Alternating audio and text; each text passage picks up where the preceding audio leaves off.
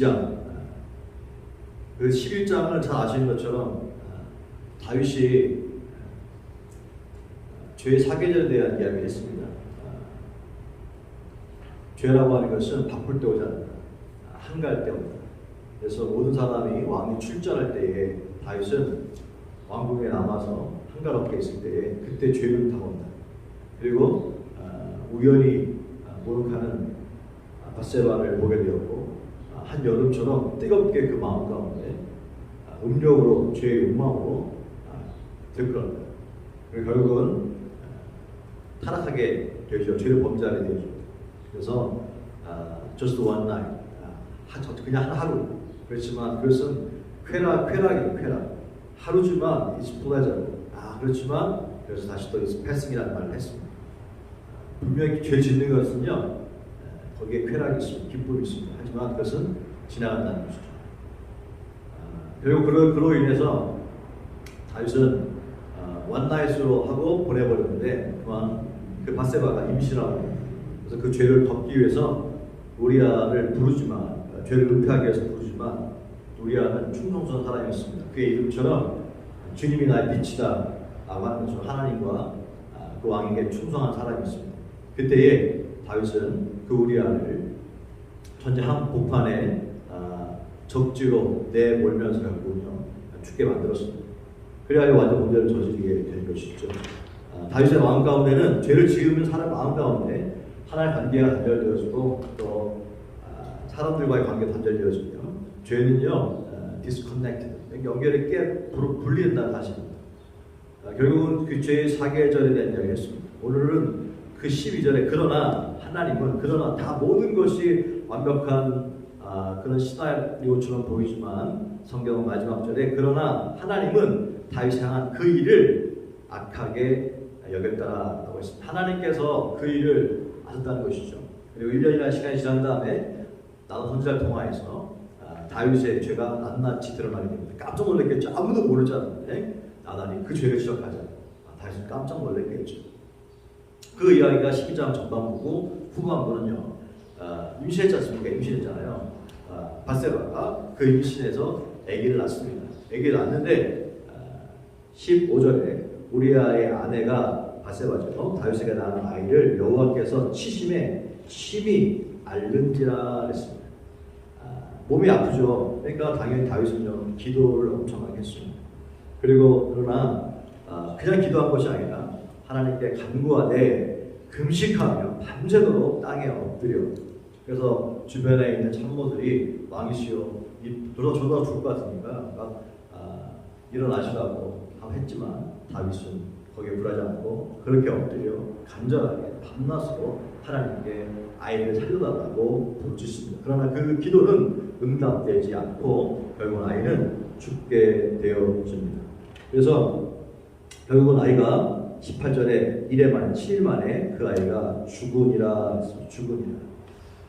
여러분 아이가 죽었어요. 첫 번째 아이를 낳았을 때 그 아이가 아프면 부모의 마음은 찢어지겠죠. 모든 부모의 마음은 뭐 시대를 떠나서 지역을 떠나서 민족을 떠나서 자기가 낳은 아이가 아프다고 하면 당연히 마음이 찢어지고 내 자기가 본인이 부모가 아프고 싶은 마음이 다 있을 것입니다. 근데 그 아이가 죽었을 때 그것은 엄청난 상실의 아픔이겠죠. helpguide.org라고 하는 미국 그 사이트에서 보니까 깊은 슬픔이라고 하는 것에 대해서 얘기하고 있는데 그리고 슬픔이라는 것은 아주 깊은 슬픔을 말하는 것인데 여기 보니까 몇 가지가 나옵니다. 첫 번째로 divorce, relation breakup, 이혼이나 관계가 깨질 때 깊은 슬픔을 만나고 사람이 이혼이나 관계가 깨질 때 두 번째는 그 loss of health, 병이 드는 것이죠. 그 다음에 losing 것처럼 잡을 잃어버린다고 하는 거나 아니면 loss of financial stability, 경제적인 그런 똑같이 매달 월급 쭉쭉 나왔는데 그것이 깨질 때 그것이 경제적인 것이 안정되지 않을 때 고통이 오고 그 다음에 리스크를 유산할 때 그 다음에 리타이먼트 퇴직할 때 그리고 또 재밌는 것은 death of pet, 애완동물이 죽었을 때 제가 아는 분도 얼마 전에 자기가 기르는 고양이가 죽었다고 막 엄청나게 상심하고 막 그랬는데 애완동물을 잘 모르는 사람들은 개가 죽었다고 뭘 그렇게 상심하고 뭐 날마다 이렇게 눈물 흘리고 막 그러냐고 얘기하지만 또 애완동물을 가족같이 생각하는 사람은요 그것이 마치 자식을 죽은 것이냐 그만큼 고통과 깊은 슬픔에 있다는 것입니다. 그래서 슬픔이라고 하는 것은요 우울증까지 갈 수 있는 그런 얘기를 말하는 것이죠. 뿐만 아니라 친구들과의 관계를 잃어버리는 것, 그 다음에 selling the family home, 그 집이 팔리는 것. 집을 이렇게 파는 거 말고요. 여러 가지 추억이 있고 다 담아있지만 결국은 어쩔 수 없이 그 집을 팔아야 되는 상황입니다. 아무튼 이러한 리스트를 보면서 사람들이 마음가운데 엄청나게 고통스럽고 엄청나게 슬플 때가 언제냐라고 했을 때에 조사한 것이 이런 리스트를 헬프아이가 ORG는 그 의사거든요. 이것을 발표하고 있습니다. 사람은 뭐 이 상황 가운데 어떤 상황이 걸리든지 마음 가운데 깊은 상처를 가지고 있다는 것입니다. 지난주에 그 LA 작은 자기 예배 모임이 있었잖아요. 근데 마지막 날에 샌프란시스코 오신 부분 아이 얘기 듣고 나서 굉장히 마음이 아팠는데 그 지금 상황도 마찬가지 아니에요. 아프지 않겠습니까? 말씀 준비하면서 그런 분만 있겠습니까? 모든 사람들이 자식 때문에 아니면 건강을 잃어버리고 뭐 어떤 것이 상관없이 깊은 상처가 있을 때 아픔이 있을 때 그때 그 상처를 어떻게 그것을 대처하느냐 어떻게 그것을 상대하느냐라고 하는 문제를 오늘 12장 우리한테 가르쳐주고 있어서 한번 묵상한 말씀을 나누기를 원합니다. 오늘 다윗도 깊은 슬픔 가운데 지금 처해 있는 상황입니다. 이 깊은 슬픔과 상황을 어떻게 다윗은 이것을 대처했는지 한번 보았습니다. 20절에 저는 키워드를 생각하는데 20절에 보면 한번 보세요. 다윗이 땅에서 일어나 몸을 씻고 기름을 바르고 의복을 갈아입고 여호와의 전에 들어가서 경배하고 왕궁으로 돌아와 명령하여 음식을 그한테 차리게 하고 먹은지라. 이 한 절 가운데에 솔루션이 있는 것 같습니다. 아들을 잃어버린 상황, 무엇인가 경제적으로 되게 어려운 상황, 아무튼 뭐 사랑하는 뭐 그 애완동물 잃어버렸고, 아무튼 내가 너무너무 지금 막 너무너무 뭐 이 멘탈이 나가고 너무너무 힘든 상황에 있을 때에 그때 그 상황 앞에서 그 상황을 어떻게 대처해야 되느냐라고 했을 때에 20절 다윗의 행동을 보면서 지혜를 얻기 원하는데 이 헬프 가이드나 ORG에서 그 닥터도 얘기하는 것이 있는데 모든 사람들이 슬픔을 경험했을 때 그 슬픔을 다루는 많은 솔루션들이 있지만 사람만 다르답니다. 그것이 케이스 바이 케이스라고요. 어떤 사람은 그것이 적용되기도 하지만 어떤 사람은 그것이 적용되지도 않고요. 이게 일관적이 않다는 겁니다. 다 굉장히 다 유니크하다고 하는 것입니다. 마찬가지로 우리도 마찬가지입니다.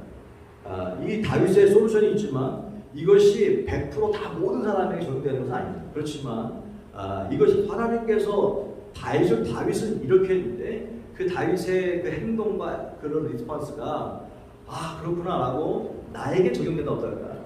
저는 이것을 보면서 저에게도 그 엄청난 아픈 슬픔이 있었는데 그 슬픔과 이 다윗의 솔루션을 한번 비교해 봤더니 그리고 지난주에 부흥했지 않습니까? 그 말씀과 함께 잘 맞아떨어지는 것들이 있어서 함께 그 은혜를 나누고자 하는 것입니다. 여기 보면 첫 번째로 일어났다는 것입니다.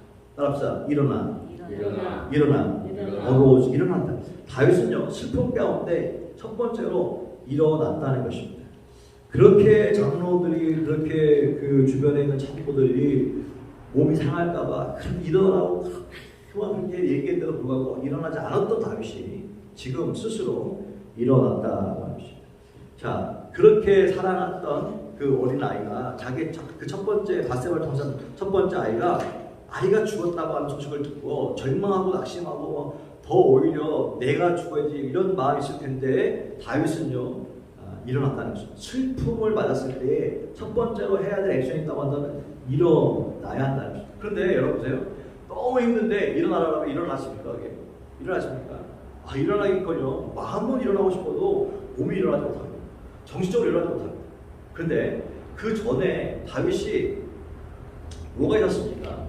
다윗이 엄청나게 일주일 동안 금식하며 밤새도록 밤낮으로 부르짖었다라고 얘기합니다. 하나님 앞에서 어떻게 하든지 부르짖었어요. 그런데 일어났어요. 그런데 깜짝 놀라죠. 아니 왕이시여 괜찮습니까? 오늘 괜찮아요? 그랬더니 괜찮다는 거예요. 이유가 뭐냐? 봤더니 22절에 나와 있는데 다윗이 하는 얘기가 겁니다. 아이가 살아있을 때에 내가 금식하고 운 것은 혹시 여호와께서 나를 불쌍히 여기사 아이를 살려주실는지 누가 알까 생각함이거니와 지금은 죽었으니 내가 어찌 금식하랴라고 했습니다. 내가 다시 돌아오게 할 수 있느냐? 나는 그에게로 가려니와 그는 내게로 돌아오지 아니하니라 했습니다. 다윗은 왜 괜찮습니까? 정말 괜찮아요. 다윗이 내가 기도한다고 하는 것은요 아주 최소가 있다는 것이고요. 왜 변할 수 처져 있을 때 기도하는 거 아니겠습니까? 기도한다고 하는 것은 지금 아직 그래도 여전히 한 가닥이라도 소망이 있고 희망이 남아있기 때문에 기도하는 거 아니겠습니까? 그런데 이미 그 기도가 응답되지 않았고 이미 끝났어요. 아이가 죽었어요. 그런데 뭐 내가 기도한다고 죽은 애가 돌아오는 것도 아니고 이미 이 결과를 돌이킬 수 없을 때는 결과가 바뀌지 않을 때는 거기에 묶이지 아니하고 다윗이 얘기했죠. 내가 그 아이한테 갈 수는 있지만 그게 뭐예요? 자기가 죽으면 된다는 거예요. 그렇지만 그 아이가 나에게 다시 돌아올 수 없다. 그 얘기는 내가 이 상황을 다시 그 아이가 아무리 내가 별짓 다 해도 그 죽은 그 아이는 팩트고 그 죽은 그 아이는 나에게 돌아올 수 없다라고 하는 것을 깨달은 것이죠. 자 보세요. 우리가 극한 슬픔 가운데 있을 때 그 슬픔의 원인들이 많이 있잖아요. 근데 그 슬픔의 원인들이 많이 있는데 사람들은요 다윗도 그랬을 겁니다. 기도할 때는 하나님 어떻게 하든지 그때 왔나 해서 하지 말았어야 되는데 그때 이랬으면 어땠을까라고 그냥 여러 가지 이미 지났지만 후회와 함께 가정이라고 하는 것을 할 수 있습니다. 그때 그렇게 하지 말걸 라고 하는 생각에 그 미련이 떠나지 않을 것입니다. 또 한 가지가 뭐냐면 바로 자기 자신의 잘못점. 나 때문에 아이가 죄 없는 아이가 죽은 것 같아요. 모든 것이 다 나 때문인 것 같아요. 사람이 좀 극한 슬픔에 빠졌을 때에 어려움에 빠졌을 때에 느끼는 게 뭐냐면 결국은 나 때문에 이런 고통이 있는 것 같아요. 환경이. 나 때문에라고 하는 것이 자책이 심해지면 결국 어떻게 됩니까? 우울증에 들어가고 그 우울증이 결국 나 때문이니까 내가 어떻게 그걸 당해야 돼 라고 하면서 결국은요 자살까지 갈 수 있다고 하는 사실입니다. 여러분 다윗은 일어났습니다. 여러분 하나님 앞에서 극한 슬픔에 빠져 있을 때에 어떻게 일어날 힘도 없을 때에 그렇게 부르짖고 했는데도 안 됐어요. 근데 끝났어요. 이미 저지른 상황이에요. 그때 내가 이 상황을 변화시킬 수 없다면 기도해도 달라질 것이 없다면 어떻게 그때는 거기에 내가 변화될 수 없는 것 가운데 더 이상 마음을 두지 말고 변화시킬 수 없는 환경 가운데 거기에서 아쉬워하거나 만약 그랬으면 라고 하는 그런 후회나 그런 거 말고 일어서라고 하는 것입니다. 일어서라는 것입니다. 일어서서 두 번째 뭐라 그러냐면 몸을 씻고 그랬습니다. 몸을 씻었다. 몸이라고 하는 것 성경에서는요 그릇이라고 해요. 그릇.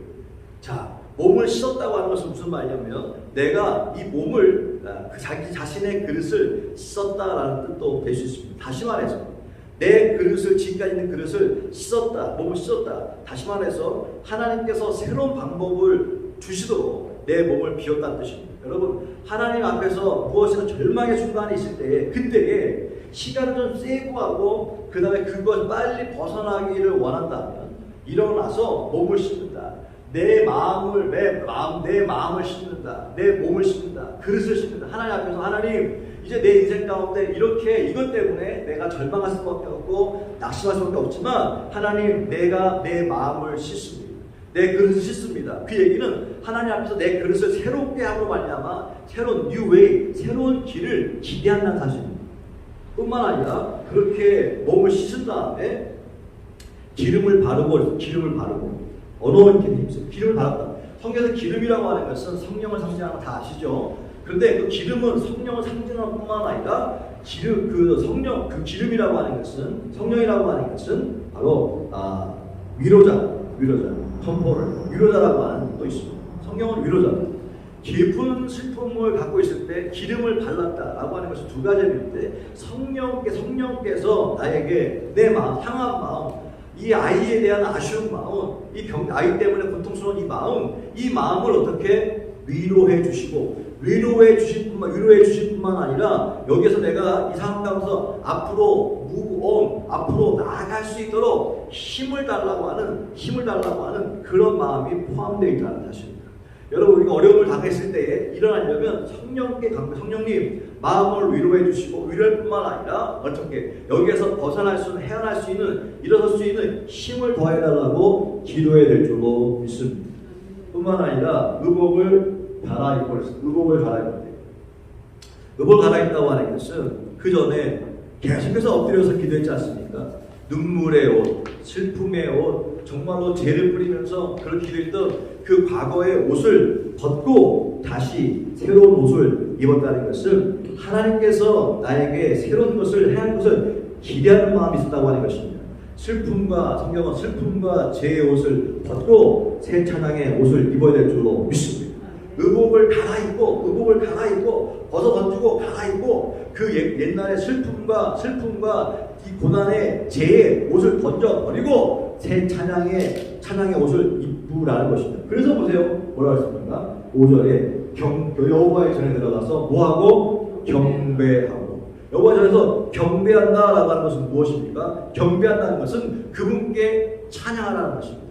욥을 보십시오. 욥이 1장 21절에 보면 여기서 주시니도 여호와시요 거두시니도 여호와시오니 여호와의 이름이 찬송을 받으실지어다. 할렐루야. 주시니도 여호와고 취하시니도 여호와시니 오직 여호와의 이름만이 찬송을 받으실지어다라고 누가? 욥은 이야기했습니다. 정말 힘든 상황 가운데서 주님을 경배한다는 것이, 주님을 찬양한다는 것이 결단코 쉬운 일이 아닙니다. 그런데 여호와께 들어가서 아들이 죽었는데 기도해서 응답이 안 됐는데 어떻게 경배합니까? 응답이 됐으면은 할렐루야 하고 경배할 텐데 응답이 되지 않고 아이가 죽었어요. 죽었는데 성경은 얘기가 다윗은 여호와 전에 들어가서 여호와께 경배하고 여호와를 찬양하고 있습니다. 그 이유가 뭐냐? 왜 그럴 수 있느냐? 두 가지인데, 하나는 다윗은 하나님을 알았고요. 어떤 분인지 알았고, 그 다음에 하나님의 캐릭터를 알았어요.